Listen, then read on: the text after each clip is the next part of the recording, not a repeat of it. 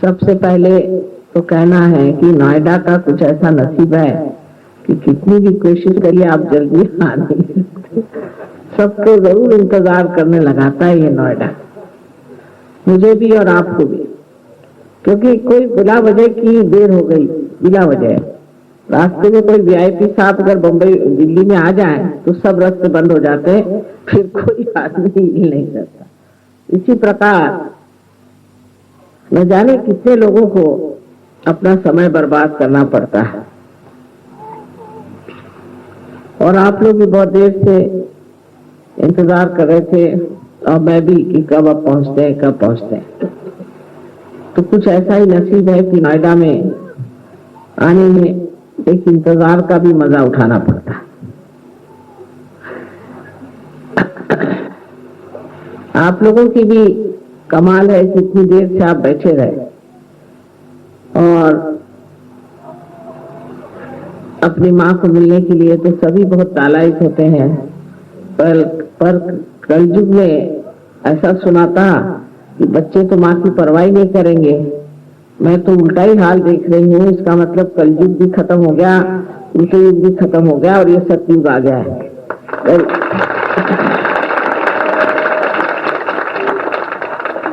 जब ये कृतयुग में परम चैतन्य जो है वो कार्यान्वित होता है। ये तो आप जानते हैं कि परम चैतन्य का कार्य शुरू हो गया। अगर परम चैतन्य कार्य न कर दें तो हम इतने लोगों को पार नहीं कर सकते। उनके कार्यान्वित होने में इतनी मदद मिली है कि हजारों लोग भी अगर प्रोग्राम में आ जाएं तो वो आत्मदर्शन को प्राप्त करते हैं। हालांकि हमारे अंदर जो कुंडलिनी है ये अनेक जन्मों से इस दिन का इंतजार कर रही है कि जब अपने आत्म साक्षात्कार को आप प्राप्त होंगे। कुंडलिनी जो है वो हमारी शुद्ध इच्छा है। जैसे कि हर एक इच्छा मनुष्य की पूरी हो जाती है पर उसकी इच्छा खत्म नहीं होती, तो ये शुद्ध इच्छा है। जब मनुष्य को ये शुद्ध इच्छा का फल मिल जाता है तब उसके बाद सारी ही इच्छाएं गौण हो जाती। इसके बारे में हम जानते नहीं। बहुतों ने तो कुंडलिनी का नाम भी नहीं सुना। बहुत सोचते हैं कि मैं कुंडली देखती हूँ, जो शादी के वक्त देखी जाती है। इतना हमारे यहाँ अज्ञान है इस शास्त्र का। ये शास्त्र गुपित शास्त्र था एक जमाने में, लेकिन उसके बाद कितने तो भी लोगों ने इस पर बड़ा व्याख्यान किया है। लेकिन अंग्रेजी किताबें पढ़ने से, अंग्रेजी भाषा सीखने से, अंग्रेजी तहजीब में बह जाने से हमारे देश की जो विशेषता है, जो धरोहर है, उसको हमने कभी जानने की कोशिश ही नहीं की और उसके और हम मुड़े ही नहीं। और ये सब अपने शास्त्रों में भी लिखा है। उसके अलावा हमारे जो बड़े बड़े कवि हो गए, संत कवि हो गए, जैसे मार्कंडेय स्वामी तो कहते हैं 14,000 वर्ष पूर्व हुए थे। उसके बाद कितने ही संतों ने आत्म साक्षात्कार के बारे में लिखा। फिर धीरे धीरे कुंडलिनी के बारे में भी लिखना शुरू किया। इसमें हम कह सकते हैं कि आदि शंकराचार्य ने तो बहुत साफ तरीके से बताया कि आपको कुंडलिनी का जागरण करना चाहिए और कुंडलिनी के जागरण के सिवाय आप परम को पा नहीं सकते। लेकिन आदि शंकराचार्य जाने के बाद कोई भी ऐसा शंकराचार्य नहीं हुआ जिसने इस ओर लोगों को मोड़ा हो, क्योंकि शायद किसी को मालूम ही नहीं था कि कुंडलिनी का जागरण कैसा करना चाहिए। मंदिर बनाए और पूजा पाठ, कर्मकांड, दुनिया भर की चीजें शुरू की, पर जो वास्तविक चीज है कुंडलिनी का जागरण, वो किसी ने भी नहीं किया। उसके बाद हमारे यहाँ 12वीं शताब्दी में एक बहुत बड़े कवि महाराष्ट्र में हो गए, इनका नाम था ज्ञानेश्वर। उन्होंने भी कुंडलिनी के बारे में बहुत स्पष्ट रूप से ज्ञानेश्वरी में 6ठे अध्याय में बताया इसके अलावा उन्होंने एक बड़ी सुंदर किताब लिखी है जिसका नाम है अमृतानुभव। और ये किताब तो ऐसी अद्वितीय है कि मेरे ख्याल से अध्यात्म पर इतनी गहरी किताब कोई आज तक नहीं लिखी। इसके बाद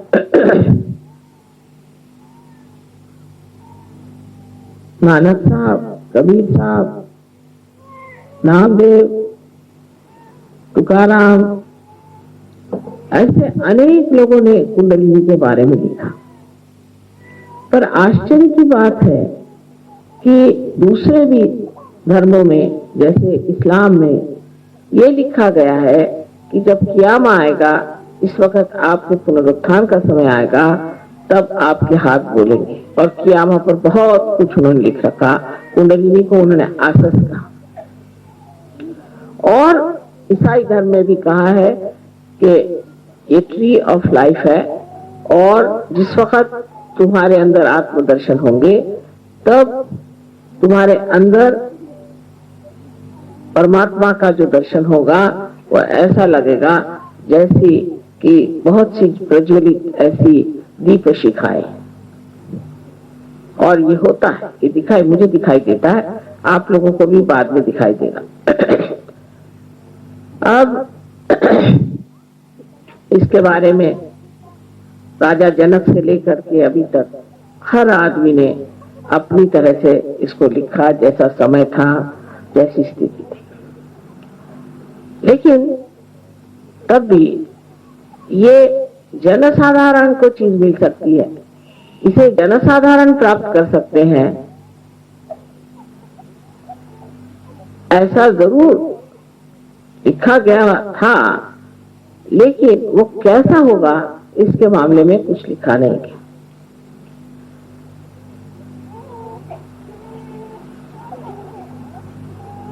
ज्ञानेश्वर जी ने एक बहुत सुंदर कविता लिखी है, उसका नाम है पसायदान। उसमें उन्होंने सहयोग पूरी तरह से वर्णित किया है और पूरी तरह से ये कहा है कि ऐसे दिन आएंगे। वो कहते हैं कि चलिए, सहयोगियों का वर्णन करते हैं कि आप चलिए, आप कौन हैं? आप जंगल की जंगल हैं, कल्पतरु के। कल्पतरु तो आप सब लोग जानते हैं। कल्पतरु के आप जंगल की जंगल है, आप लोग चलिए। और फिर वो कहते हैं कि आप लोग, माने सहयोगी लोग, अमृत के भरे हुए ऐसे महासागर हो जो कि बोलते हैं। चंद्रमा जैसी आपकी शक्ल, जिसपे कोई लांछन न हो, और सूर्य जैसे आप दैदीप्यमान, लेकिन आप में ताप न हो, ऐसे आप सहयोगी चलिए, चल के ये पसायदान, ये अमृतदान सबको दीजिए। पर उस पर भी इंग्लैंड में एक कवि हो गया, ऐसे तो अनेक कवियों ने लिखा, पर एक कवि लुइस करके हुआ है, उसने तो साफ साफ सहयोग का प्रोसेशन किस तरह से होगा, उसका जुलूस किस तरह से निकला जाएगा, यानी हमारा भी वर्णन उसमें वो 100 साल पुराना करके।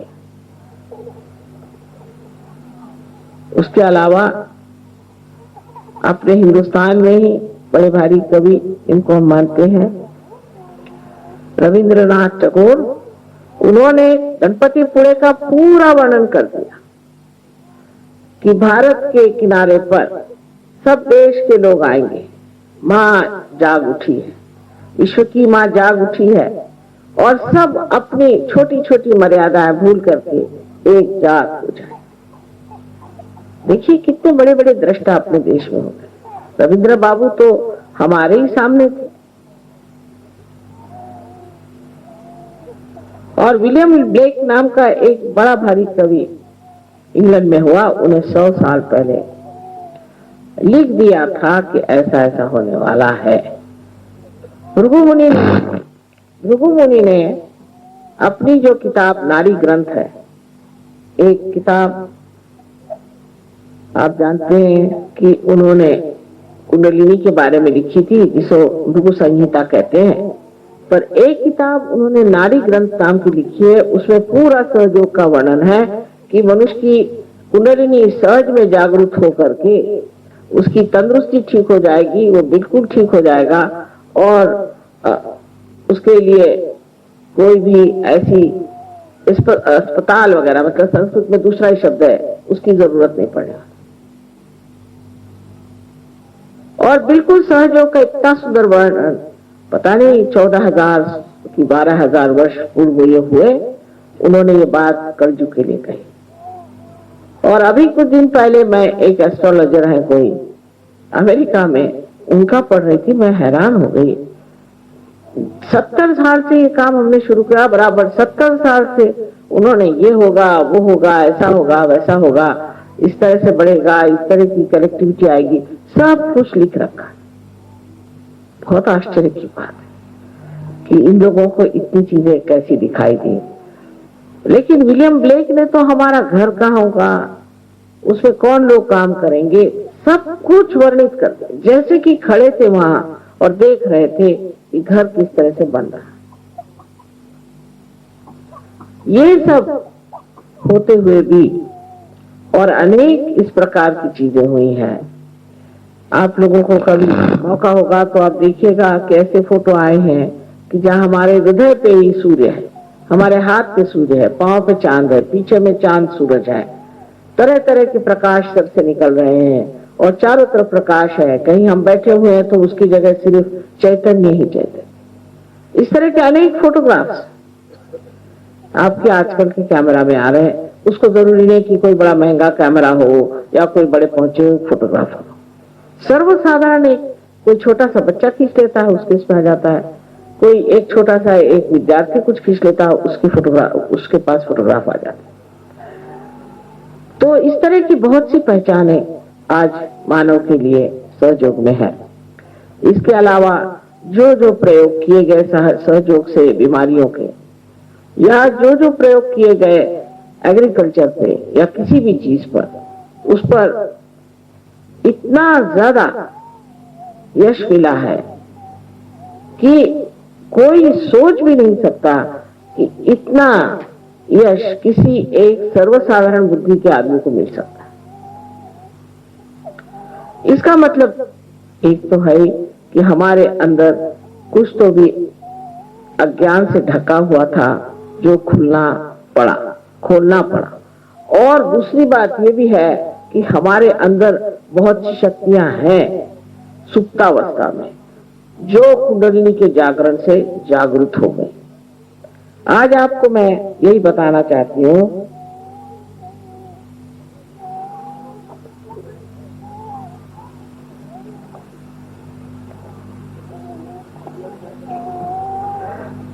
कि कुंडलिनी के जागरण से क्या क्या बातें हो जाती। पूरा तो बता नहीं पाऊंगी, उसके लिए तो ग्रंथ लिखना होगा, पर आपको थोड़ा थोड़ा समझा दें। कुंडलिनी के जागरण से सर्वप्रथम हमारी तंदुरुस्ती ठीक हो जाती है, हमें स्वास्थ्य मिल जाता है। कैसी भी बीमारी हो, मनुष्य स्वास्थ्य पूर्ण होता है, पर उसे ध्यान करना पड़ता है। उसे बार बार अपनी कुंडलिनी को सहस्त्रार से ब्रह्मरंध्र का छेदन करवाना पड़ता है। उस तरफ थोड़ी सी मेहनत करनी पड़ती है। अगर उसने थोड़ी सी मेहनत की तो वो उस स्थिति को प्राप्त होता है जिसे हम निर्विकल्प समाधि कहते हैं। पहले वो निर्विचार होता है, उसे कोई विचार नहीं आता। इसका मतलब ये नहीं कि विचार नहीं कर सकता, पर जब भी चाहे वो विचार कर सकता है और जब भी चाहे वो विचार नहीं करता। यानी जो हर समय पागल जैसे हम विचार करते ही रहते हैं, एक क्षण भी नहीं रुकते, वो सारे ही विचार हमारे ऊपर जो मंडराते रहते हैं, वो हट करके एक स्वच्छ आकाश सा हमारा हृदय और हमारा मस्तिष्क हो जाता है हल्का। फिर जब चाहे तब हम अपचार कर सकते हैं, जब न चाहे नहीं करते। और निर्विचार में शांत अपनी शांति में खड़े रहते। अब बहुत से लोगों को मानसिक व्यथा है, बहुत से लोग आते हैं उनको डिप्रेशन हो गया। मैं तो कल ही कह रही थी कि आप इंप्रेशन सब पे मारते हो इसलिए फिर डिप्रेशन भी हो जाता है, क्योंकि आपका इंप्रेशन लोग मानते नहीं तो फिर आप पे डिप्रेशन आ जाता है। तो आप इंप्रेशन ही क्यों लोगों पर मारते? पर कुछ कुछ लोगों को डिप्रेशन और भी किसी वजह से आता है। उसकी वजह क्या है? कौन बच्चा रो रहा है? जरा बाहर हो जाओ। उसकी वजह क्या? अब इधर चित्त रखे, चित्त देखिए एकदम खट से उधर जाता है आप लोगों का। इधर देखिए, आप इधर देखिए। पहले ही बच्चे को ले जाना चाहिए था। अगर बच्चा रो रहा है तो कोई तकलीफ है बच्चे को।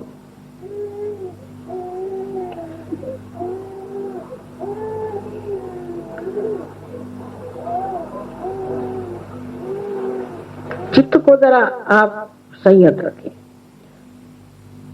क्योंकि जैसे जैसे हम बोल रहे हैं कुंडलिनी पर भी काम कर रहे हैं धीरे धीरे। तो सबसे पहले हमारी तंदुरुस्ती ठीक हो जाती है, और अगर उस पे हमने थोड़ा सा अभ्यास किया तो हमेशा के लिए हम ठीक हो जाते हैं। फिर हमें कोई भी बीमारी नहीं लग सकती। एक साहब ने मुझे कहा कि साहब उनको कैंसर हो गया था, उससे तो ठीक हो गया, अब उनको किडनी हो गई। तो मैंने कहा कि आप रोज ध्यान करते थे? तो उनका हंस के कहा हाँ मैं तो करता ही था। मैंने कहा यही तो है, आप हंस के कह रहे हैं, मतलब ये कि आपके लिए एक मजाक की चीज होगी ध्यान करना। आप एक चीज, एक जिम्मेदारी की चीज समझ करके आप करते नहीं थे, अगर करते होते तो कभी भी किडनी की शिकायत नहीं होती। और बहुत से लोग जिनको बताया गया था कि आप 1 साल में ही मर जाएंगे, 1 महीने में ही मर जाएंगे, वो अच्छे भले घूम रहे, उनको कुछ नहीं हुआ, सालों बीत गए, अच्छे से घूम रहे। जिनकी उम्र बताई गई थी कि आप 50 साल में ही दुनिया से चले जाएंगे, तो वो 70-75 चल ही रहे, और दिखने में भी इतनी उम्र नहीं लगती, बताना पड़ता है कि उनकी इतनी उम्र। जितना आप सहयोग में सहकार्य करेंगे, जितना आप दुनिया को प्रकाश देंगे, उतना ही आपको इससे लाभ होगा। आपसे पैसा तो लेना नहीं है, ना आप दे सकते हैं, आपसे कुछ भी नहीं चाहिए। सिर्फ ये चाहिए कि आप अपनी अंततक शुद्धि करें और सामूहिक रीति से मिल करके जहां भी आपका सेंटर हो वहां जाएं और वहां जाकर के ध्यान धारणा करें। इतनी सी बात अगर इससे आपकी जिंदगी विशेष रूप से एक नया रूप धारण कर सकती है तो क्यों न की जाए। डॉक्टर नहीं चाहिए, दवाइयां नहीं चाहिए, कुछ नहीं चाहिए, आराम से आप रह सकते। एक खर्चा तो यही बचेगा। दूसरा खर्चा ऐसा बचा है कि जैसे मैंने कहा किसी को मानसिक क्लेश है। अब अगर किसी स्त्री में मानसिक क्लेश है या पुरुष में मानसिक क्लेश है, या उसे कोई आदतें, शराब पीना है, जुगार खेलना है, पता नहीं क्या क्या आदतें होती दुनिया भर की, सिगरेट, पान, तंबाकू, ये वो दुनिया भर की चीज जिसमें कि हम पैसा खर्चा करके अपना नुकसान करते हैं।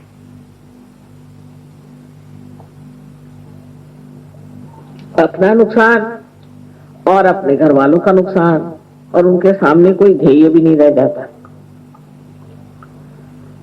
ये सारी आदतें एक साथ छूट जाते, मानो कि कोई आदत ही नहीं रहती। जैसे बहुतों को आदत है सवेरे उठ के चाय पीने की, याद ही नहीं रहती चाय पी कि नहीं पी, भाई पी कि नहीं, पूछते हैं पता नहीं पी कि नहीं पी। नाश्ता किया, कहाँ किया नाश्ता, अच्छा चल जान दो खाना ही खा लेंगे। फिर खाना खाते वक्त भी याद नहीं रहा खाना खाना है, तो 2 दिन ऐसे बीत जाते, पता नहीं चलता खाना खाया कि नहीं खाया और नाश्ता किया कि नहीं। अब ये कि हमें इस चीज का शौक है, हमें ये चीज अच्छी लगती। काफी लोग ऐसे होते हैं कि अब किसी को बेसन के लड्डू अच्छे लगते हैं, तो अब सब लोग उनके लिए बेसन के लड्डू लेके चले, क्यों भाई, उनको बेसन के लड्डू पसंद है। अब वो मरते दम तक उनको बेसन के लड्डू चाहिए, और अगर डॉक्टर ने मना कर दिया तो उसी की भूख लेके मरते हैं, फिर भूत बन के आते हैं और कहते हैं हमें बेसन के लड्डू दो। इस तरह के जो शौक है कि उसको ये अच्छा लगता है, उनको ये पसंद है, उनको वो पसंद है, अपने इधर नॉर्थ इंडिया में बहुत ज्यादा है। इसको क्या पसंद है, हर आदमी एक दूसरे की चापलूसी में लगा रहता है कि इनको ये चीज पसंद है तो उनको वो चीज पसंद है। फिर पसंद ना पसंद कोई जानता ही नहीं। हमारी लड़कियों को खाना बनाने का बहुत शौक, तो मैंने कहा तुम तो अपने डैडी के लिए इतनी चीजें बनाती हो, मेरे लिए क्या बनाती हो? कहने मम्मी तुमको कौन सी चीज पसंद है?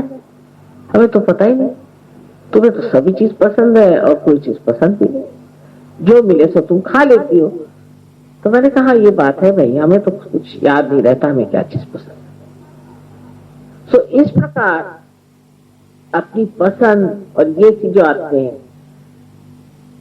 और जब तक आप अपने समाज में रहते हैं तो ऐसी बातें लोग करते हैं कि साहब मुझे तो बढ़िया घी खाए बगैर खाना ही नहीं है, मतलब बड़े घमंड से खाए, और साहब मैं सुबह 2 सेर दूध पी सकता हूँ।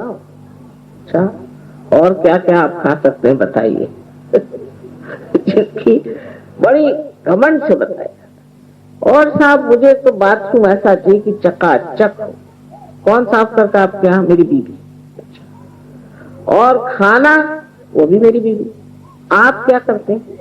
जी नहीं, मैं नौकरी करता हूँ सुबह शाम तक, और सिर्फ सिगरेट पीता हूँ, कभी शराब पीता हूँ और कभी इधर उधर जरा चला जाता हूँ, बस।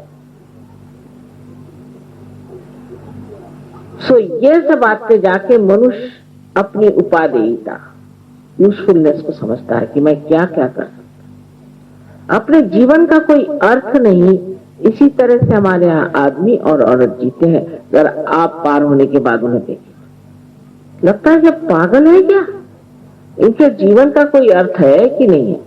ये ज्यादा आपको विदेश में देखा जाए। किसी आप लेक में चले जाइए, कोई बोट होगी, उसमें खड़े हैं घंटों। मैंने कहा कर क्या रहे? कह ले ये बोट पे बैलेंस करें। अरे मैंने कहा भाई कुछ उनको काम धंधा और नहीं कहने लगे कि ये मजा उठा रहे। इसमें क्या मजा उठा रहे? बेवकूफ जैसे खड़े हुए बोट को ऐसे पकड़े और घंटों। ऐसे तो कोई मछली नहीं कर सकती, कोई जानवर नहीं कर सकता। ये आदमी है कि क्या है जो कि घंटों अपने। एक साहब मुझे जाना है, कल जरूर लंदन जाना है, मेरे किसी का टिकट मिलना चाहिए, वो मेरे हस्बैंड के पीछे पड़े, मुझे किसी बुकिंग कराइए, 3 बार फोन। तो मैंने कहा भाई साहब ऐसी जल्दी क्या? अरे साहब मुझे वहां एक बॉल अटेंड करने का है, डांसिंग, उसके लिए मारो धाड़ करने जाना है। उसमें 4 घंटे जाके नाचेंगे और पांव दुखा के शराब पी के आके पस्त हो जाएंगे। लेकिन वो सोचते हैं कि हमारा जीवन जो है इसी में बहुत विशेष है। और इस तरह से जीवन को इतना हम बर्बाद करते हैं, बात बात में। कहिए हमारे हिंदुस्तान में लोग इतने फैशनेबल भी नहीं। वहां तो 1 कांटा, 1 चम्मच, 1 छुरी इतना नहीं रहता। 5 का चम्मच इधर, 5 छुरियां उधर, 2-3 चम्मच उधर। अब आपको समझ नहीं आता कि क्या क्या खाने का है। इतनी सी चीज खाने के लिए 2 चम्मच लगाइए, कांटे लगाइए, फिर दूसरा दीजिए, फिर तीसरा दीजिए। अभी सीधे सीधे एक थाली लगाओ और खाओ। उससे अच्छा ये है कि केले का पत्ता रखो और खाना खाओ। सरल बात है, उठाया केले का पत्ता फेंक दिया, काम खत्म। लेकिन नहीं, इतना उसमें समय बर्बाद करेंगे। और जैसे ही उनके घर आप जाइए तो फौरन बताना शुरू करेंगे कि ये प्लेट फलाने जगह की है, ये रॉयल डाल्टन की है, ये अमका है, तमका है। और अगर आपके घर आएंगे तो आपकी प्लेट उठा के देखेंगे कि उसके पीछे क्या लिखा। आप क्या वो दुकान खाने वाले? उसमें कौन सी कंपनी का बना हुआ ये देखेंगे कि ये बढ़िया कंपनी का बना है कि। ऐसी चीजों की गुलामी इंसान करता है कि कुछ पूछे नहीं।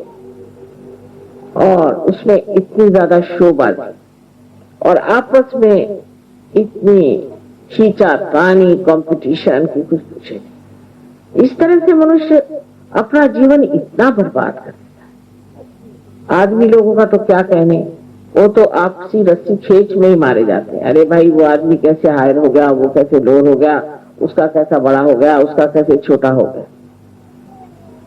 रात दिन उनको ये फिक्र लग रही कि मैं नौकरी में बढ़ कैसे था।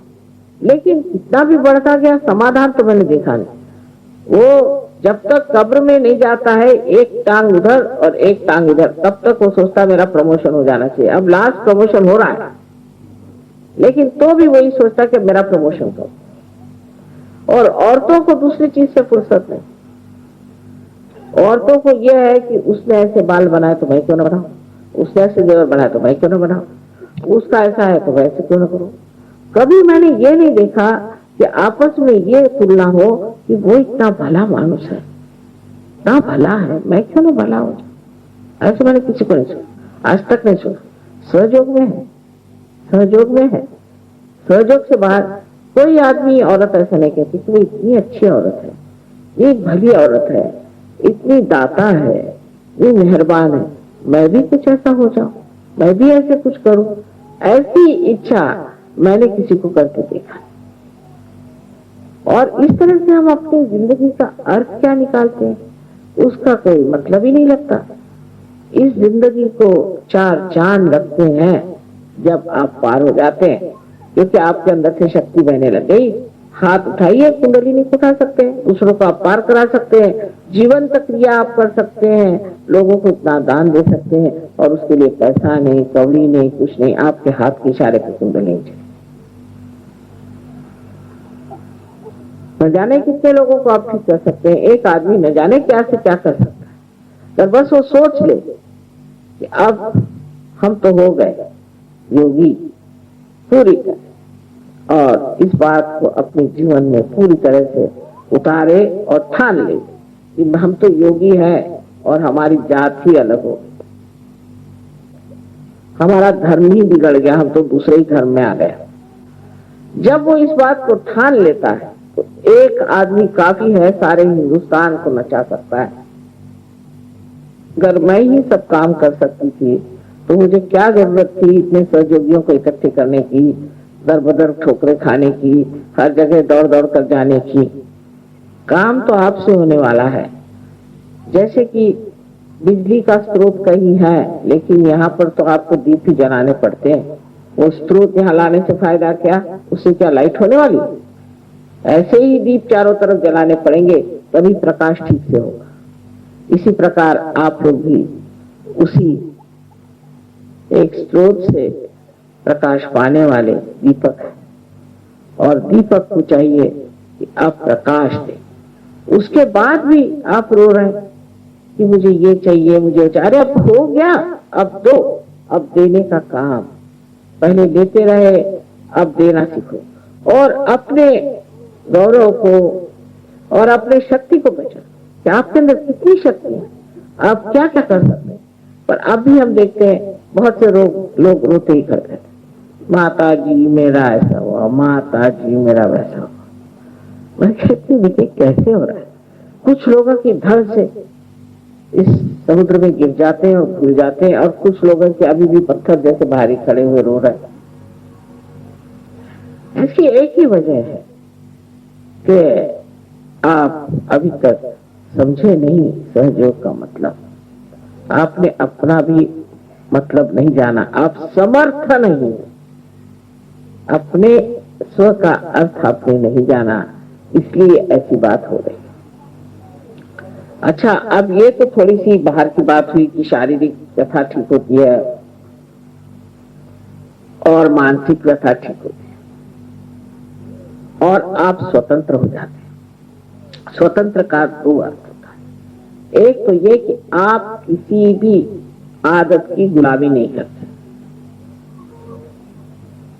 आप कहिए तो जमीन पे सो जाए, आप कहिए तो नदी के किनारे सो जाए, आप कहिए तो रात भर जग ले, जो कहिए उसके लिए शरीर हमारा जो ये हमारा गुलाम है, हम इसके गुलाम नहीं। शरीर की गुलामी एकदम छूट जाता है। और जो रात दिन का चलता है कि अरे भाई मेरे तो पैर में दर्द है, मेरे तो सर में दर्द है, वो सारे दर्द अपना बोरिया बिस्तर बांध के कभी रफू चक्कर हो जाते, और आप दूसरों का दर्द दूर करते हैं। अब आपके पास ये शक्ति आ जाती कि आप दूसरों का दर्द दूर। और स्वतंत्रता का दूसरा एक और अर्थ होता है कि स्व का तंत्र जानना। स्व माने आत्मा, और आत्मा का तंत्र जानना माने उसका मैकेनिज्म जानना, आत्मा का कार्य कैसे चलता है, उससे हम क्या क्या कार्य कर सकते हैं। जब आत्मा हमारे चित्त में आता है तो हमारे चित्त का क्या हाल होता है, ये सब चीज को जानना ही स्वधर्म को जानना है और स्वतंत्र को जानना है। ये भी हो जाता है। आपने तो अपने को जाना ही नहीं।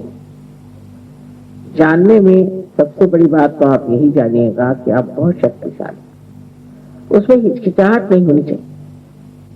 वाकई में आप, ये तो ऐसा ही हुआ कि किसी को ले जाके सिंहासन पे बिठाया तो भी वो सोचता है पता नहीं क्या चीज है इसमें बिठा दिया, मैं सिंहासन पे बैठा हूं या नहीं, और बार बार उठ खड़ा हो रहा। अब विराजो, राजने का समय आ गया, इसमें विराजो, आराम से शांत से बैठो। अब किसकी मजाल है जो तुमको छू ले या तुम्हें सताए या परेशान। जो तुम्हें सताएगा वो एक दिन आके तुम्हारे चरणों में गिर के रोएगा और कहेगा बाबा मुझे इस तकलीफ से बचाओ, पता नहीं मैंने तुम्हें क्यों तकलीफ दी। तो इस प्रकार आप परमात्मा के साम्राज्य में चले जाते हैं और परमात्मा के साम्राज्य में जाने पर बड़ा आश्चर्य होता है कि हर चीज जो आप लेना चाहते हैं तो एकदम से मिल जाती है। आपको कोई काम करना है तो एकदम बन जाता है। आप कहीं बाजार में जाइए तो लोग आपको देख के कहते आइए बैठिए चाय पियेंगे और दूसरों को भगा देते। नहीं क्या बात नहीं, आपकी शक्ल से ही लग रहा है कि आप बड़े शरीफ आदमी हैं, शक्ल से ही लगने लगता।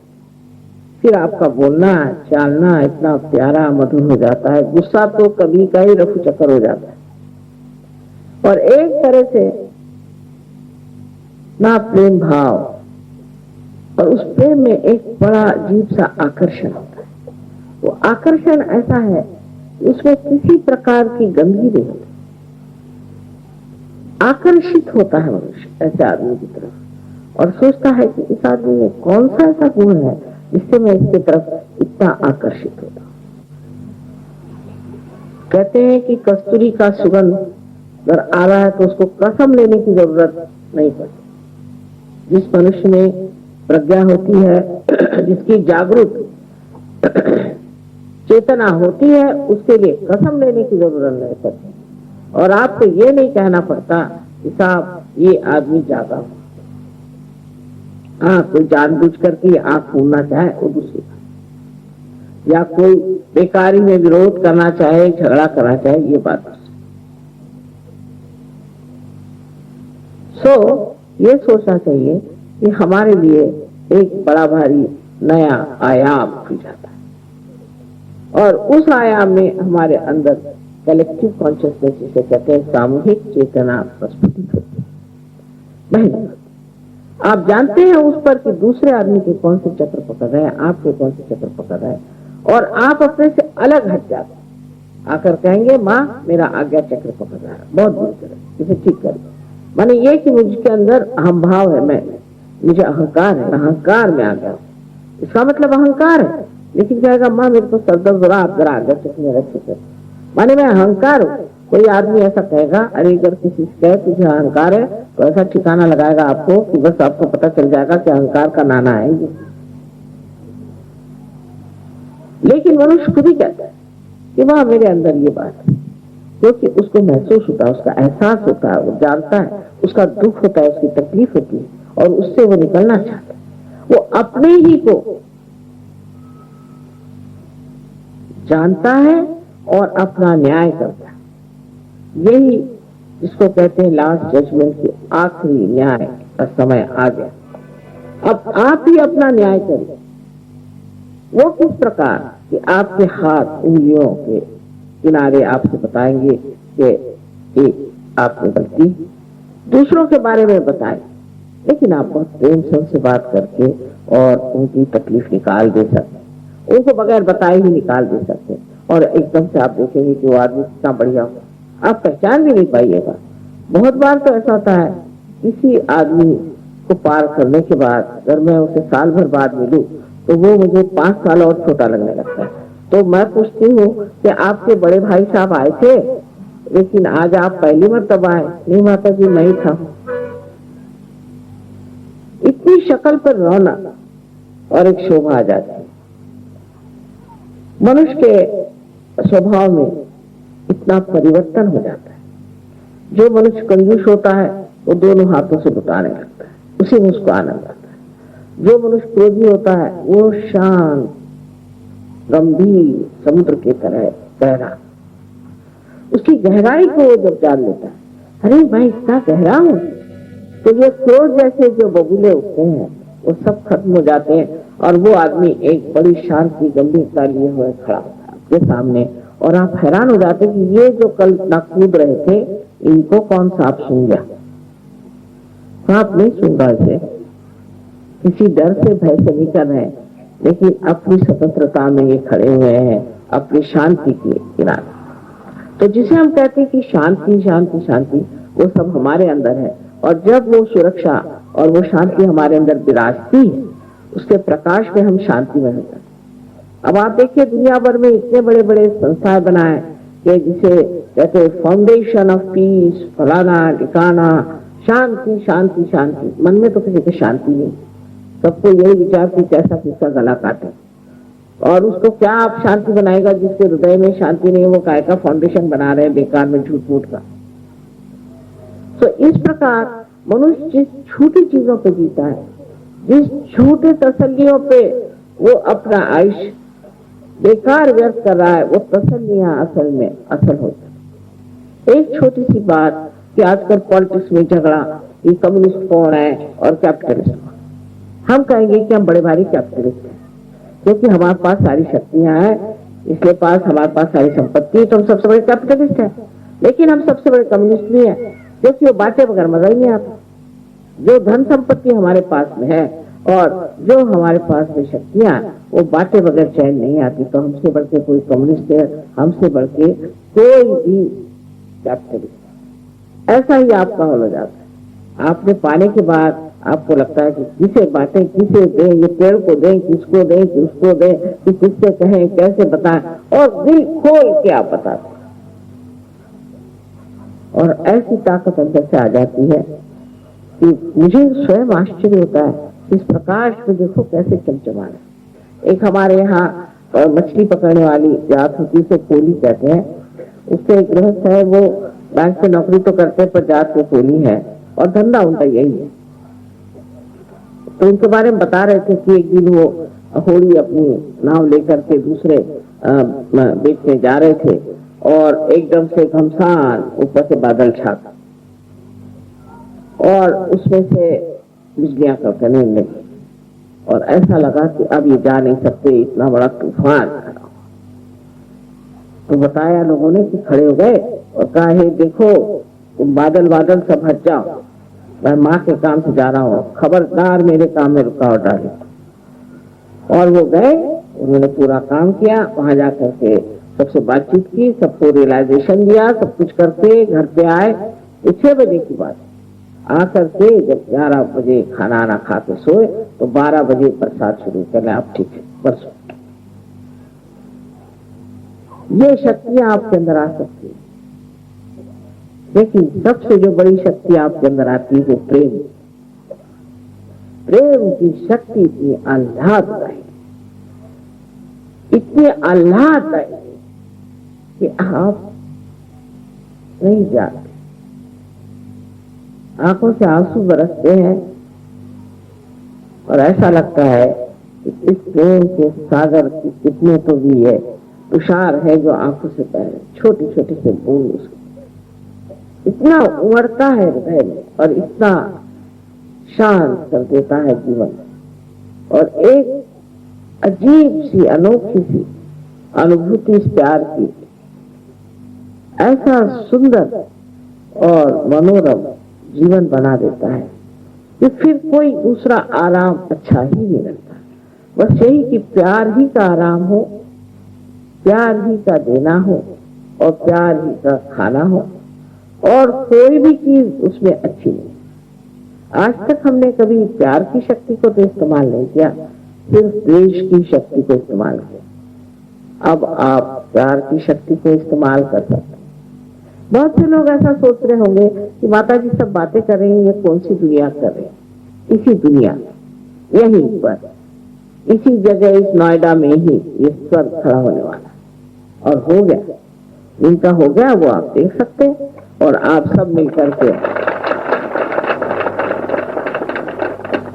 ये सुवर्ण युग आने वाला है और इस सुवर्ण युग के आप अधिकारी होंगे और उसमें आप मौज से रहेंगे।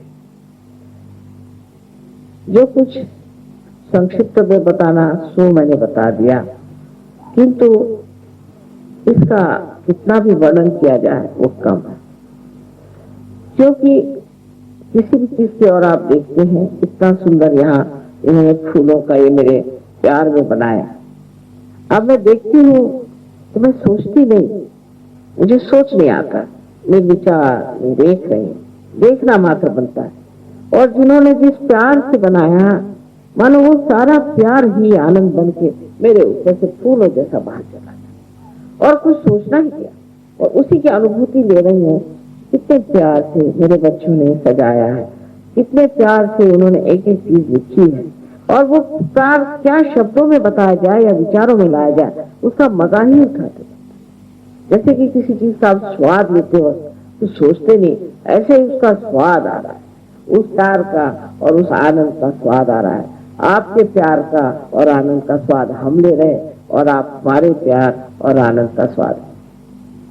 ऐसी सुंदर इतनी मधुर हमारी एक बड़ी सुंदर सभा है और अब एक बड़ी भारी हमें कहना चाहिए कि एक रेस तैयार हो रही है सजग। इसका भी वर्णन है कि ऐसे लोग संसार में आएंगे और वो आए हैं और सब लोग मिलकर के आप उसको सुदृढ़ करें, उसमें शक्ति भरे, उसमें स्वास्थ्य लाएं और जो गंदी चीजें हैं एक दूसरे की निंदा करना, एक दूसरे का बुरा सोचना, एक दूसरे को खींचना, चिल्लाना, चीखना और एक सत्ता ढूंढना, पैसा ढूंढना सहयोग में, ये बड़ी बेवकूफी की बात है।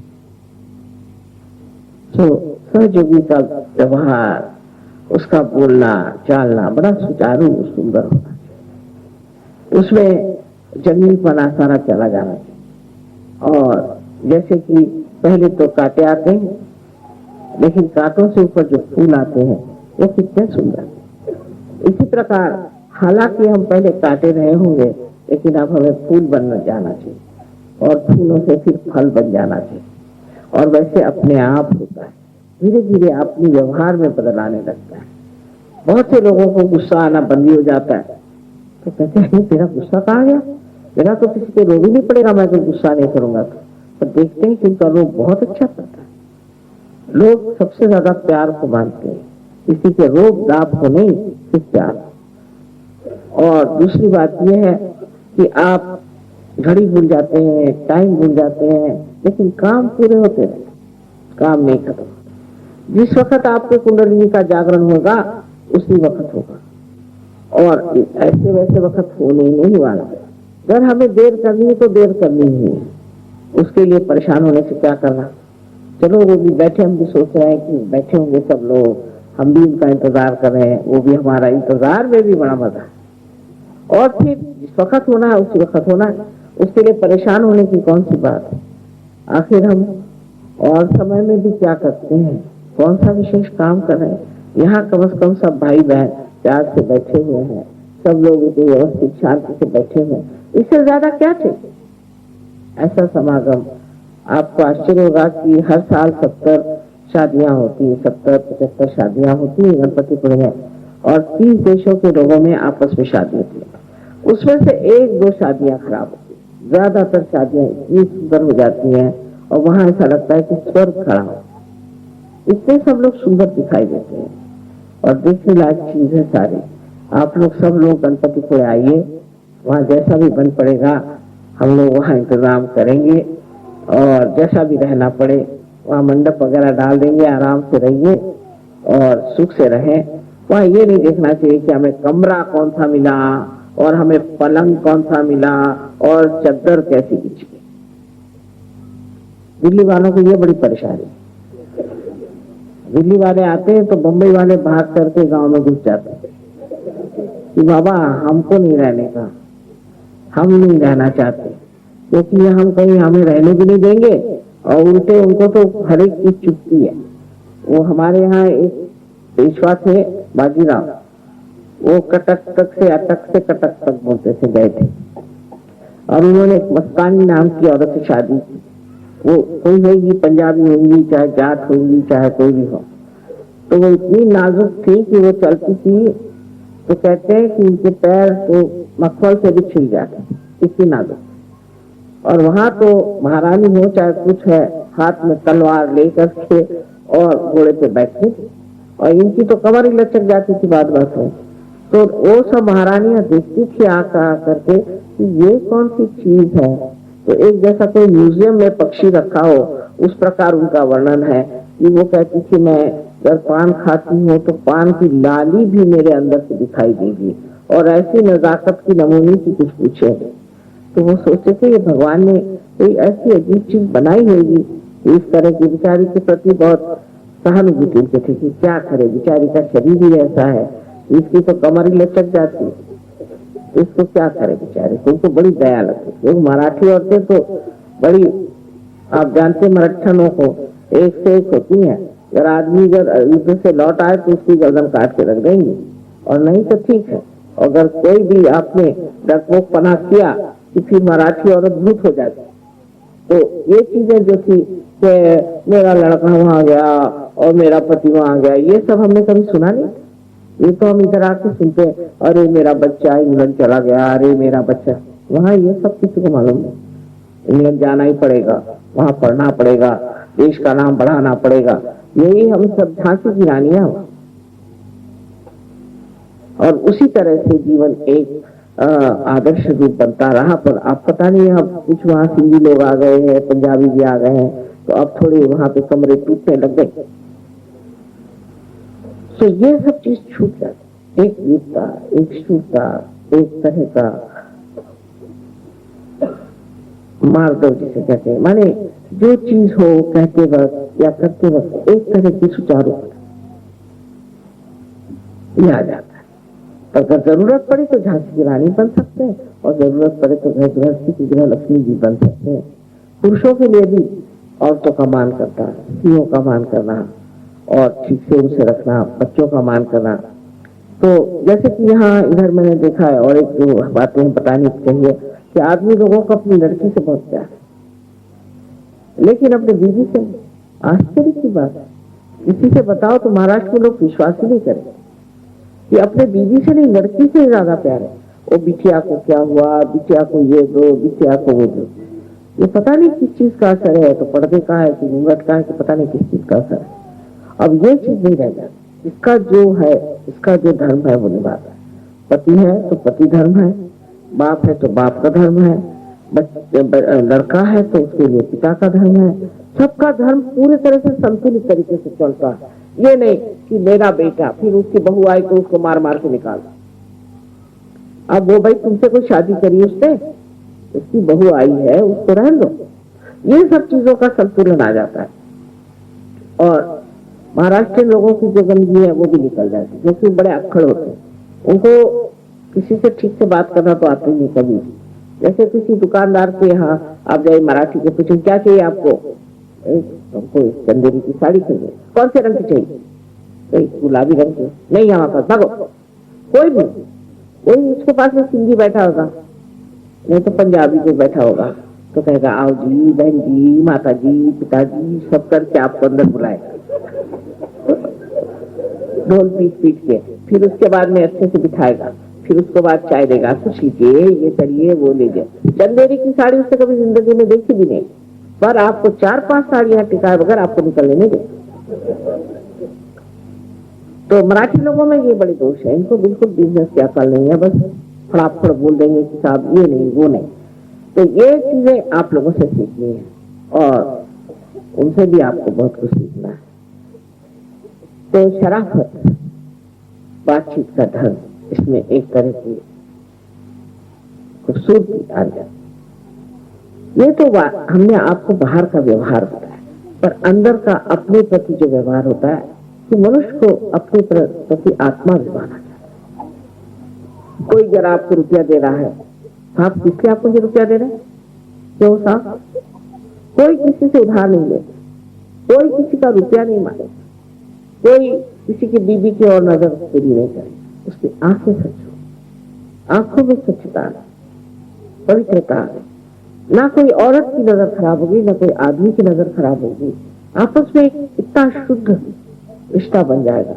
आप सोचे कि विलायत के लोग जिनको शुद्धता क्या चीज है कभी मालूम ही नहीं, इन्होंने कभी सुना भी नहीं, वो लोग तो कितने शुद्ध हो जाते हैं और बिल्कुल उनको ख्याल ही नहीं रहता कि कौन हमारी बहन है और इससे हमें व्यवहार कैसे करना चाहिए। वहां तो राखी का तो त्योहार बड़े से मनाते हैं, राखी माई राखी सिस्टर, वो कौन भाई तुम्हारी राखी सिस्टर, फलानी मेरी राखी सिस्टर, इतना वो उसे समझते हैं। और हमारा देश इन्हीं सब चीजों के सहारे जिया है। आपको पता होना चाहिए अलेक्जेंडर का किस्सा है कि जब अलेक्जेंडर ने यहाँ चढ़ाई की तो पंजाब में उसको एक राजा ने हरा दिया।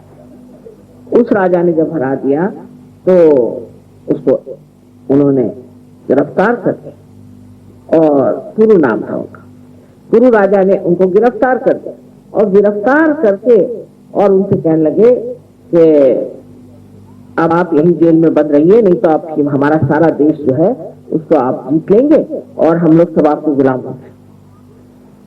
उनकी जो अलेक्जेंडर ने हिंदुस्तानी औरत से शादी, हिंदुस्तानी औरत जो थी बड़ी होशियार, रक्षाबंधन का दिन पड़ गया तो उसने एक थाली में एक राखी बांध करके ऊपर से ठीक से कपड़ा डाल के और उनके दरबार में दे दी। तो उनका हाँ राखी आई है, बहन से बांधो। तो बहन कौन? तो कहने अलेक्जेंडर की बीवी। हे भगवान, मेरे साले को मैंने, मेरे बहनों को मैंने ऐसे बांधा, बंद कर दिया, कि मैंने क्या गजब कर दिया। गए भागे भागे जेल में, उनके सामने नमस्कार किया, मुझे माफ कर दीजिए दामाद साहब। और दामाद साहब उसको समझ लिया, जी हाँ मेरे दामाद, चलिए चलिए इनको लाए अपने आसन पे बिठा दिया। पहले अब जो कहूँ हुकुम, आप मेरी चाहे गर्दन काट। तो हैरान हो गए, पहले ये क्या मेरी समझ में नहीं आता। फिर बहुत सारा उनके साथ में जेवर आदि दे करके और पालकी सहित उनको भेज दिया कि पालकी भी ले जाई मेरी बहन के लिए, और उसके साथ घोड़े हाथी दे करके उनको रवाना किया। वो घर पे आए तो उनकी बीवी मुस्कुरा रही, तो पूछा ये क्या लोग हैं, मेरे समझ नहीं आते, मेरे जैसे खूंखार आदमी को क्यों छुट्टी कर दी। वो कहा इसलिए आपकी छुट्टी हुई है खूंखार आदमी की, क्योंकि मैंने एक उनके पास धागा भेज दिया था। कहना धागा? हाँ, एक सिर्फ धागा भेजा था।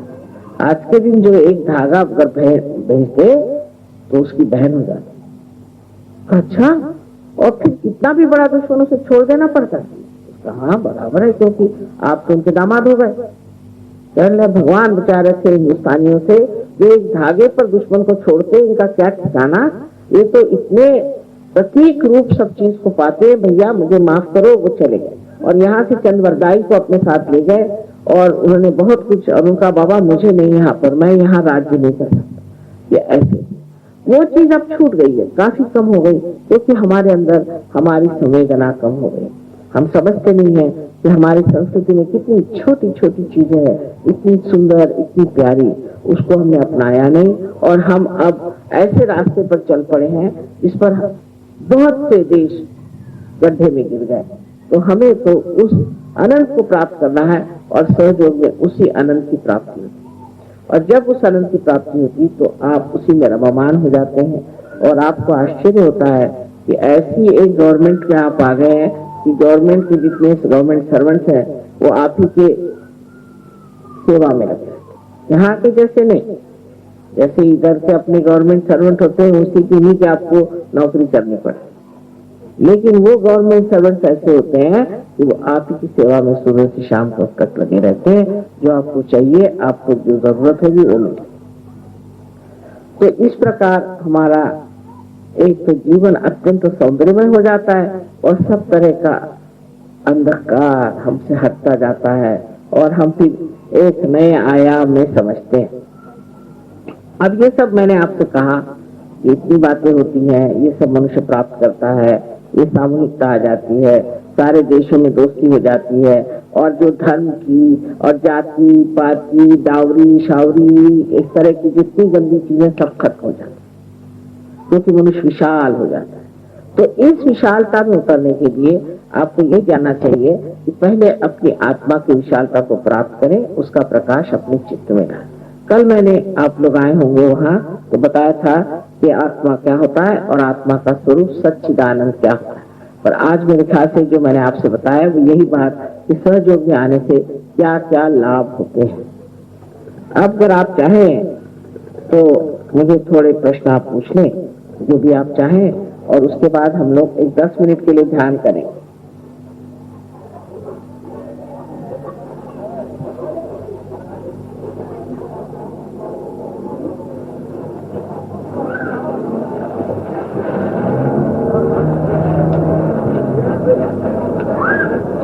तो पंखा होगा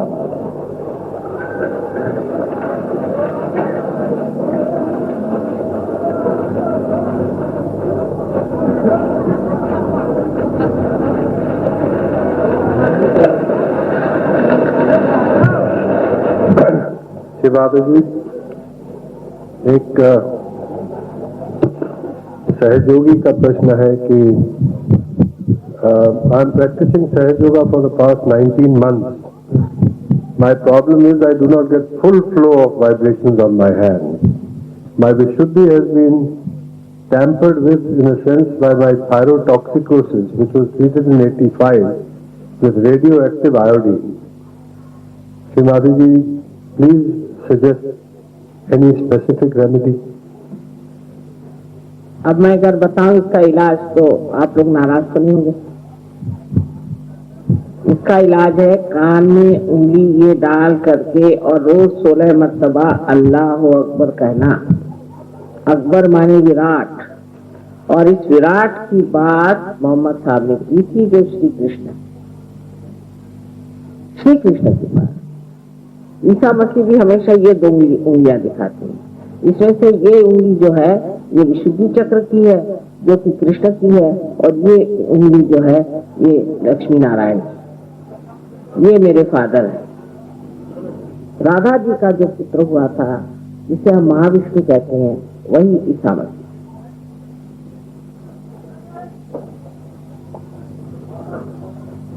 This is patient. Shri Mata जी, आपकी बेटी नेहा के हार्ट में होल है। आपकी अवेयरनेस में है। डॉक्टर ने ऑपरेशन के लिए 31 मार्च को बुलाया है। मेरा पूरा विश्वास तो ये है कि आप इस ऑपरेशन के लिए ले जाना नहीं पड़ेगा, आपकी कृपा से। हाँ, आप ध्यान करें, और डॉक्टर साहब यहाँ पर हैं, 2-3 डॉक्टर लोग हैं, तो आपको जिस तरह से बताएं वैसे आप रोज करें, पर उसको समझ के करें, एक मजाक खेल की तरह से नहीं, क्योंकि ये पूजा, आप अपनी पूजा करें। माता जी, प्रश्न है कि क्या इस योग की क्रिया करते समय मंत्र का जाप नहीं करना चाहिए? नहीं, बिल्कुल भी नहीं। पैरों की नस क्यों एक दूसरे पर चढ़ती है? अब आपकी एक की चढ़ती होगी, सबकी थोड़ी ना।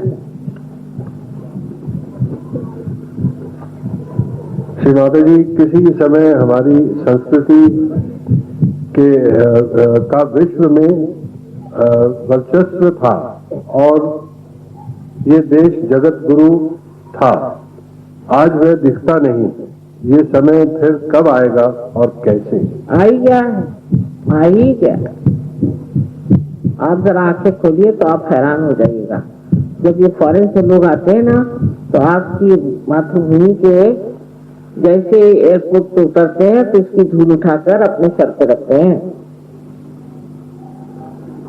ये क्वेश्चन आर्थराइटिस पे है। क्या आपने मैंने आपके 10 और 12 तारीख के लेक्चर सुने, परंतु मेरे दाहिने पैर के घुटने में आर्थराइटिस की दर्द है, तो मैं नीचे बैठ नहीं पाता। शायद इसलिए मुझे अभ्यास करते समय कुछ भी आभास नहीं होता। मैं क्या करूं? अब लेफ्ट साइड का ये जो घुटना है, ये आपकी लेफ्ट नाभि पर दर्शन देता है, ये घुटना, और ये राइट नाभि। अब लेफ्ट नाभि तब पकड़ती है कि जब आपकी गृह लक्ष्मी की स्थिति ठीक हो। अगर आपकी बीमार हो, तभी पत्नी या आप अपनी पत्नी से ठीक बर्ताव नहीं करते, या आपकी पत्नी दुखी है, या आपकी पत्नी बहुत जल्लाद है जिससे आप दुख पा रहे हैं, माने लक्ष्मी, गृह लक्ष्मी जो है उसका सुख आप जब नहीं पा रहे हैं और उसे उसका सुख नहीं दे रहे हैं, तब ये चक्र चलता है। तो अब इसको आप ठीक कर लीजिए, तब मामला ठीक हो जाएगा। श्री माता जी, एक प्रश्न है कि सफेद दाग ल्यूकोडर्मा के बारे में, इस कैसे ठीक करा जाए? वो लीवर से होता है। पहले तो ये कि पोस्टमैन का तेल बिल्कुल नहीं खाना चाहिए। हमने देखा है जो लोग पोस्टमैन का तेल, कितने लोग पोस्टमैन का तेल खाते हैं, आप हाथ ऊपर करिए। पोस्टमैन का तेल हमेशा आपको ये तकलीफ दे, उसके अंदर कोई ऐसी चीज होती है कि उससे हमेशा सफेद दाग आ जाते हैं। मूंगफली तो खाना ही कम, और इसके अलावा तेल, घी वगैरह ऐसे लोगों को, लीवर वालों को नहीं खाना चाहिए। अब लिवर कैसे ठीक करना चाहिए वो डॉक्टर साहब आपको बता देंगे।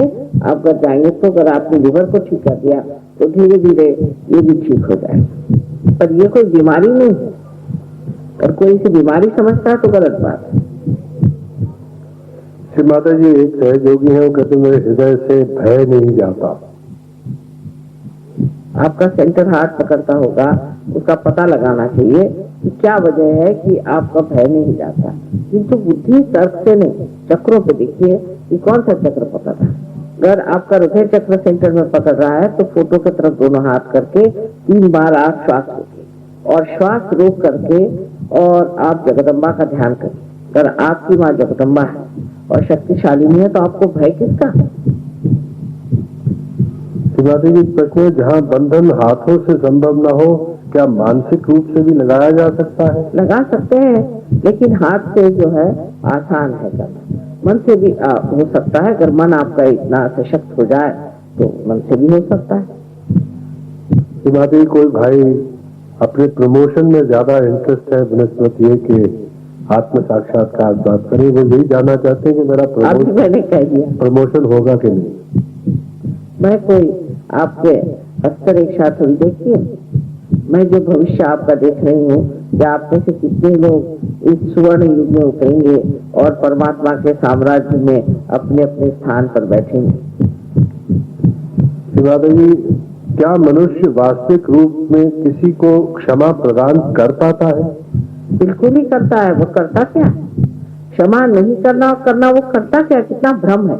मैं उसे क्षमा नहीं करता, माने क्या करते हैं आप? क्षमा नहीं करते माने क्या करते हैं? अपना ही सरकार है।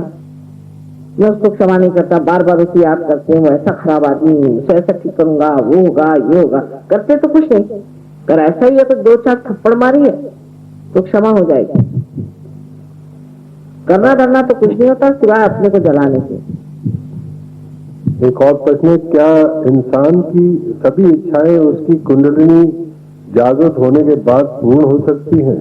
इच्छाएं गौण हो जाती है। माता जी, इन्होंने कुंडलिनी को कुंडली बताया हुआ है। नहीं, कुंडलिनी जब जागृत हो जाती है तो बाकी की जो इच्छाएं हैं वो गौण हो जाती है। तो फिर आप आनंद में आ गए। हर चीज आप आनंद के लिए करते हैं। हर आदमी आनंद ही खोजता है। जब वो पैसा खोजता है, कुछ चीज खोजता है, जब कुछ भी होता है तो वो आनंद को खोजता है। पर जिस वक्त उसकी कुंडलिनी जागरूक हो जाती है तो इतना समाधानी हो जाता है कि उसको मन करता है मैं किसको क्या दूं, मैं किससे अपना प्यार जताऊं, मैं किसके लिए क्या करूं। उसका तरीका बदल जाता है। इसलिए वो दूसरों की इच्छाओं को देखता है, अपनी नहीं। तुम्हारे एक प्रश्न किसी का है कि क्या अभिप्राय में क्या धनी आदमी ही तर पार हो सकते हैं या कि गरीब जनता को क्यों नहीं उपदेश देती? मतलब है कि गांवों में क्यों नहीं प्रोग्राम किया जाता? अरे साहब, ये तो नोएडा गांव साहब शहर बना दिया आपने। मैं तो गांव में जाती हूँ। ये इस तरह की बात करना बदतमीजी है। जो हमें करना हम जानते हैं क्या करना है। अगर आपको ऐसा शौक है तो आप जाइए गाँव में। मैं तो गांव में ही रहती हूँ। ज्यादातर गांव के लोग सियाने होते। इस तरह के सवाल गांव के लोग कभी नहीं करेंगे। ये शहरी दिमाग है। इस तरह के आप ये क्यों नहीं करते, आप ये क्यों नहीं करते? क्या आप मुझे रुपया पैसा दे रहे हैं? मेरा जो मन होगा मैं करूंगी। आप मुझे लेक्चर देने वाले कौन और अधिकार जताने वाले कौन? पहली बात है। दूसरी ये कि मैं स्वयं ही गाँव में काम करती हूँ। मैं शहरों में तो बहुत कम काम करती हूँ। शहर के लोग जैसे हैं जैसे आप, इसलिए इसलिए इस तरह के प्रश्न पूछना भी एक तरह की बदतमीजी। शिवाजी जी, एक प्रश्न का, आप कौन है? अब आपको मैं दिखाई नहीं दे,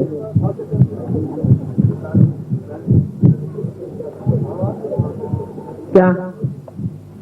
शिवाजी जी, सबकी इच्छा है कि आज आप अगर आत्म साक्षात्कार का अनुभव दिला दे तो बेहतर है। ठीक कह रहे हैं।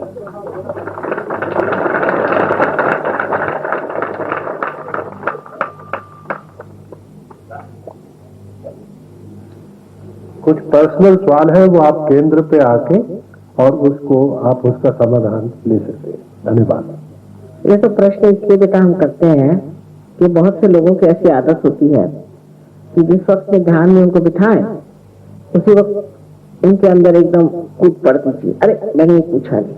फिर सोचते हैं जरा थोड़े ठंडे हो जाए सबके दिमाग तो अच्छा है, पर वो कभी कभी इतना लंबा मामला चलता है हनुमान जी की दो, ये खत्म नहीं होता।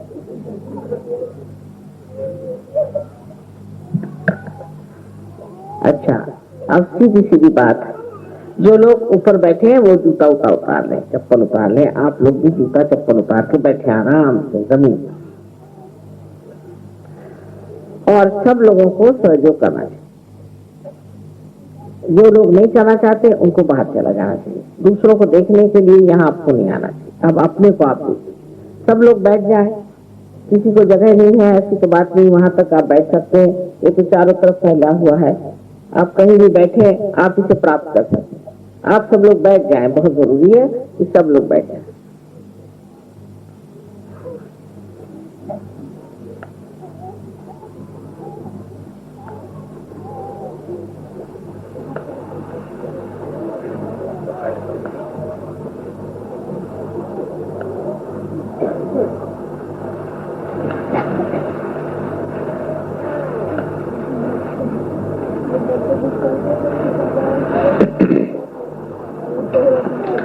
कल मैंने आपको बताया था संक्षिप्त में कि हमारी लेफ्ट साइड जो है, लेफ्ट हैंड, ये द्योतक है हमारी इच्छा का।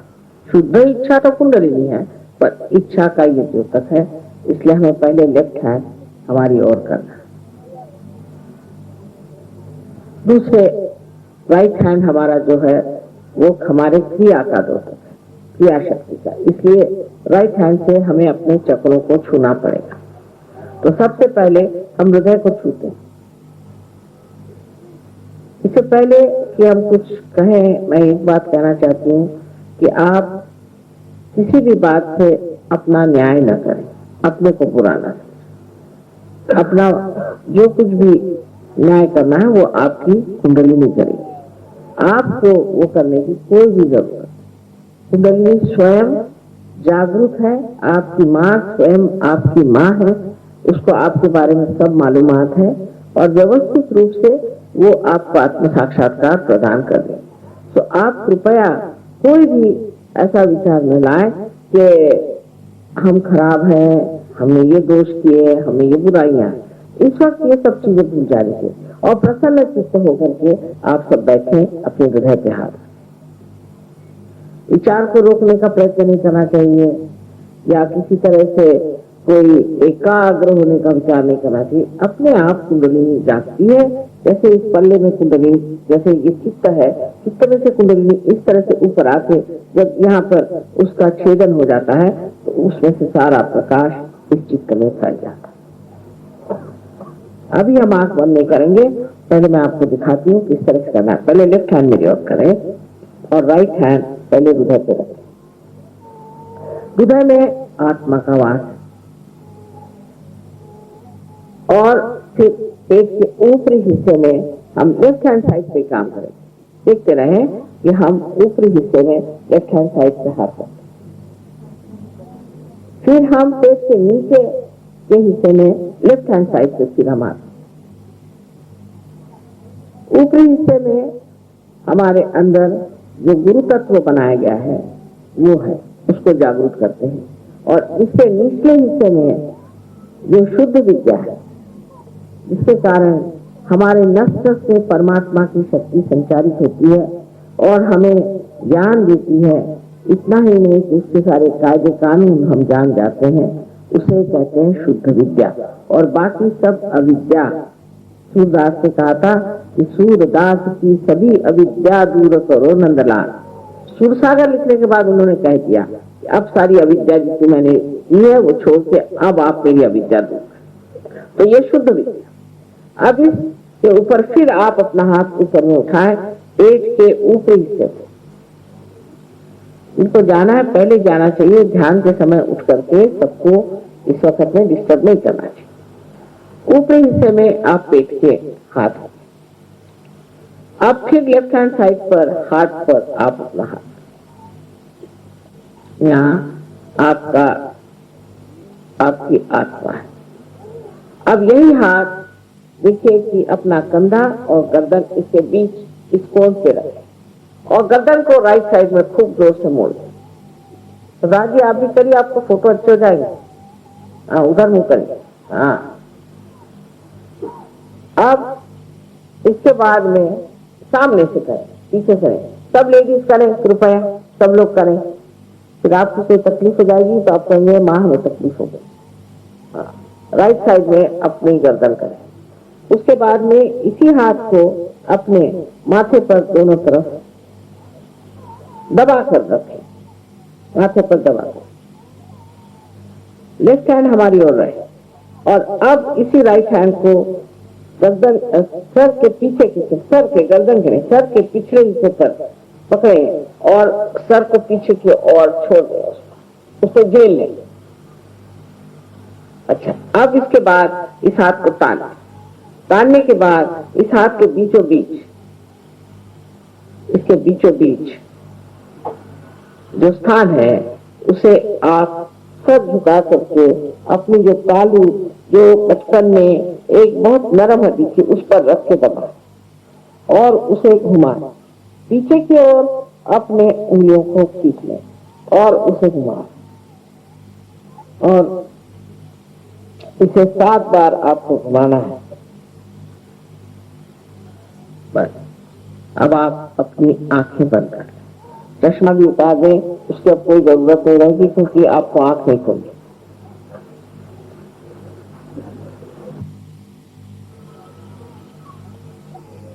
और राइट हैंड रख दें।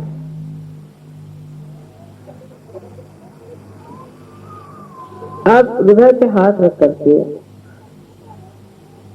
आप आंख बंद कर लें और जब तक मैं नहीं कहती हूँ आप आंख बंद कर, क्योंकि मैंने कहा चित्त अंदर की ओर जाना चाहिए। हृदय पे हाथ रख करके आप मुझसे एक सवाल पूछें, श्री माता जी क्या मैं आत्मा हूँ? 3 बार ये सवाल पूछे। श्री माता जी क्या मैं आत्मा हूँ? मन में पूछिए, हृदय पे रखें, हृदय पे।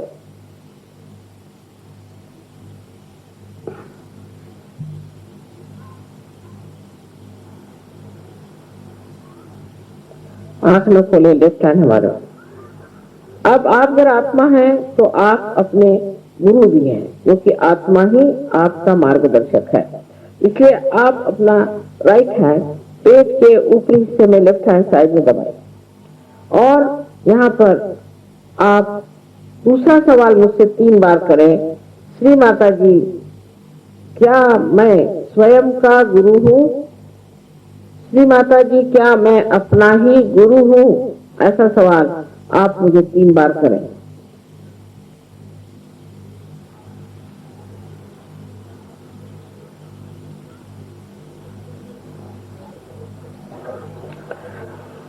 अब अपना राइट हैंड आप पेट के निचले हिस्से में रखें, लेफ्ट हैंड साइड पर दबाएं। अब ये शुद्ध विद्या मैं आप पर लाद नहीं सकती, आपकी स्वतंत्रता है, इसलिए आपको कहना होगा कि श्री माता जी मुझे आप कृपया शुद्ध विद्या दीजिए।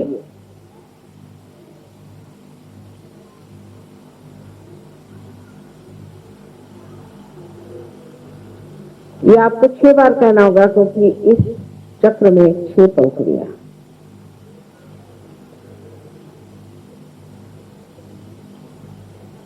अब राइट हैंड को उठा करके और पेट के ऊपरी हिस्से में आप फिर से रखें।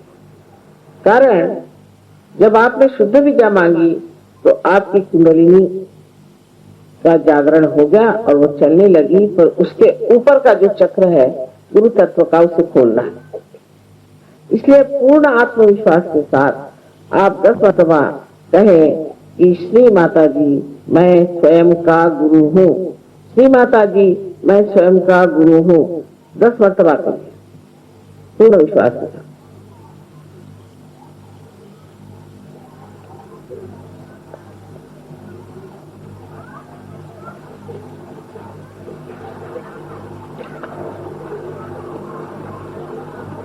अब उसके ऊपर का चक्र जो हृदय पर है, जहाँ आत्मा का वास है, वहां भी आपको पूर्ण आत्मविश्वास के साथ 12 मरतबा कहना होगा कि श्री माता जी मैं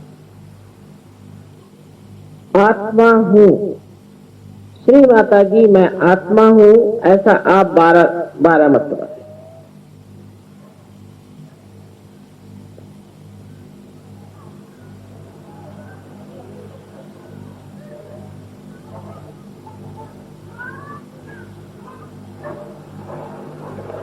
अब आपको जानना चाहिए कि जो परम चैतन्य की शक्ति है, ये परमात्मा के प्रेम की शक्ति है, उनकी दया और आनंद की शक्ति है, और वो सागर है क्षमा का। सबसे अधिक इसकी इनकी शक्ति है क्षमा करने की। इसलिए आप कोई सी भी ऐसी गलती नहीं कर सकते जो एक क्षमा नहीं कर सकते। इसलिए आप कृपया अपने को क्षमा करें और अपना कंधा और गर्दन के बीच में जो कोण है वहां पर अपना हाथ रख के गर्दन को राइट साइड में मोड़ दें, लेफ्ट हैंड हमारे ओर करके, और आप पूर्ण आत्मविश्वास के साथ 16 मरतबा कहें कि श्री माता जी मैं दोषी नहीं हूँ, यहाँ लीलाधर श्री कृष्ण का स्थान है, इनके लिए सारी सृष्टि लीला है, वहां दोष कहाँ।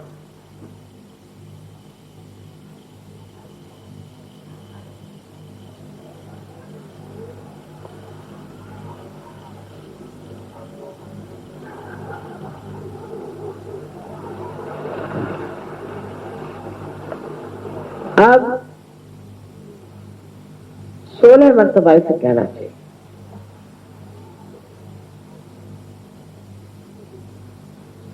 क्योंकि आत्मा कोई दोष नहीं करता। अब अपना राइट हैंड आप अपने माथे पर, अपने फोरहेड पर रखिए, दोनों तरफ से दबाइए। ये चक्र क्षमा करने का है। इसलिए आप कृपया पूरे हृदय से कहें, कितने बार की बात नहीं, श्री माता जी मैंने सबको एक साथ क्षमा कर दी। मैंने पहले ही आपसे बताया था कि हम क्षमा करें या न करें यह हमारा भ्रम है, लेकिन हम जब क्षमा नहीं करते तो हम गलत हाथों में खेलते हैं। अब यह हाथ सर के पिछले हिस्से में लगा और सर को उस पर झेल कर, और अपनी समाधान के लिए कोई दोष न गिनते हुए, न ही कोई बुराइयां देखते हुए, अपने गौरव के साथ आप अपने समाधान के लिए कहें कि हे परम चैतन्य, हमने अगर कोई गलती की हो तो क्षमा करना।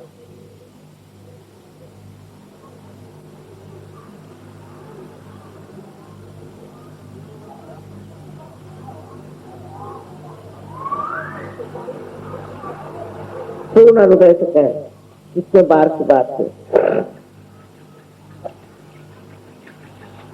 अब इस हाथ को पूरी तरह से खोलें और इसका बराबर हथेली के बीच के हिस्से को सर झुकाकर, काफी झुकाकर, और अपनी तालू पर जहाँ नरम हड्डी थी बचपन में उसे कृपया रखें और उसे दबाएं। उंगलियों के बाहर की ओर कस लें, जिससे दबाव अच्छा जोर से पड़ेगा, और धीरे धीरे 7 मरतबा इसको आप घुमाए, जिससे कि आपके सर की चमड़ी जिसे स्कैल्प कहते हैं वो घुमाए, लेकिन बहुत धीरे धीरे, और वो भी घड़ी के कांटे के जैसे 7 वर्ष। अब मैं ये बताना चाहती हूँ कि यहाँ पर भी मैं आपका मान करती हूँ, आपकी स्वतंत्रता का मान करती हूँ।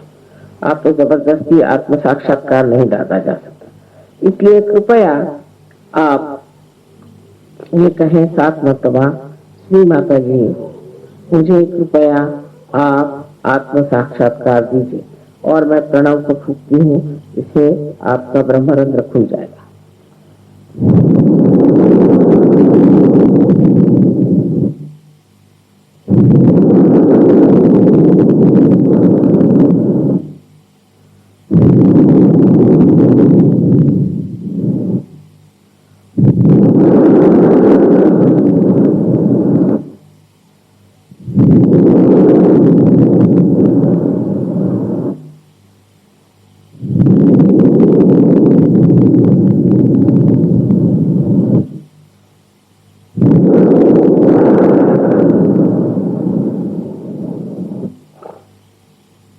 अब आप हाथ नीचे ले, आंखें धीरे धीरे खोलिए, आंखें धीरे धीरे खोलिए, दोनों हाथ मेरी ओर इस तरह से करें और मेरी ओर देखें, विचार न कर। आप कर सकते हैं, ये विचारिता में इस तरह से। अब आप राइट हैंड मेरे ओर करें और अपना सर झुका के इस तालू पर अपना हाथ घुमाए और देखें कि इसमें से ठंडी ठंडी हवा आ रही है क्या।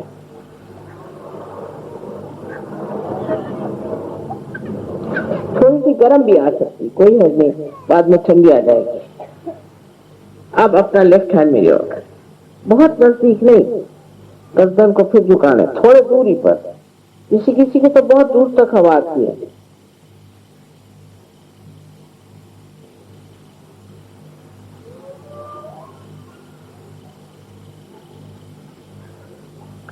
अब राइट हैंड में रख और लेफ्ट हैंड सर पे रख के और फिर देखें कि ठंडी हवा आ रही है कि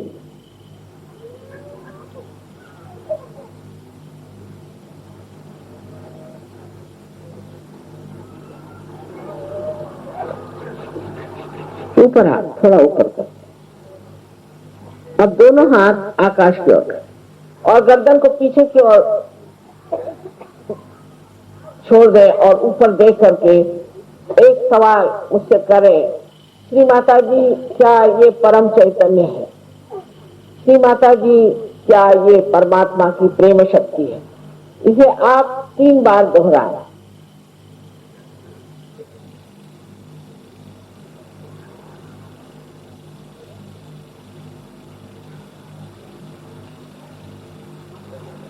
और आप हाथ पूछें।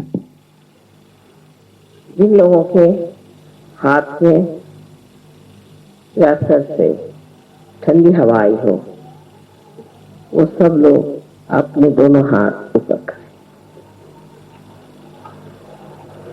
ये नोएडा को देखिए, इसका तो नाम ही बदलना चाहिए।